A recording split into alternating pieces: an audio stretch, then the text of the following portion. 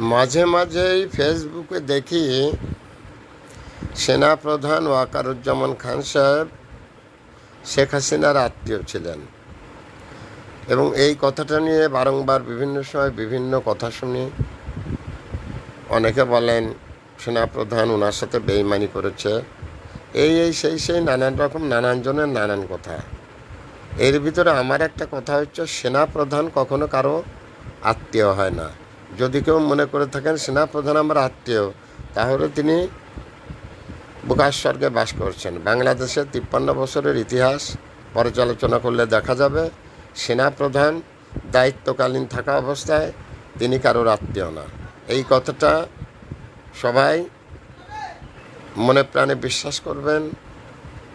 এই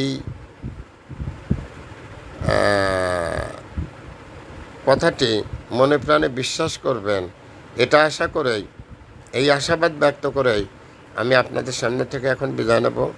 Mohammad Fakhrul Alam master, viral sir, বিনা বেতনের পারিবারিক পাঠশালার শিক্ষক। Mobile contact now 01935204804। এটা আমার বিকাশেরও নাম্বার।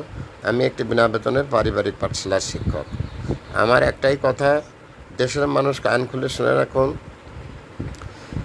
53 বছরের ইতিহাস থেকে আমরা যা দেখতে পেরেছি, সেনাপ্রধান কখনো কারো আত্মীয় হন না। সেনাপ্রধান তো সেনাপ্রধানই। অতএব আত্মীয় বলে হইচই চিৎকার করে কোনো লাভ নেই, আর এটাকে বেশি হাইলাইটস না করাই ভালো। সেনাপ্রধান কারোর আত্মীয় নন, অন্তত পক্ষে যতদিন তিনি কর্মস্থলে তিনি দায়িত্বরত অবস্থায় থাকবেন। Thanks a lot, viral sir, বিনা বেতনের পারিবারিক পাঠশালার শিক্ষক। Mobile contact now 01935204804। এটা আমার বিকাশের নাম্বার।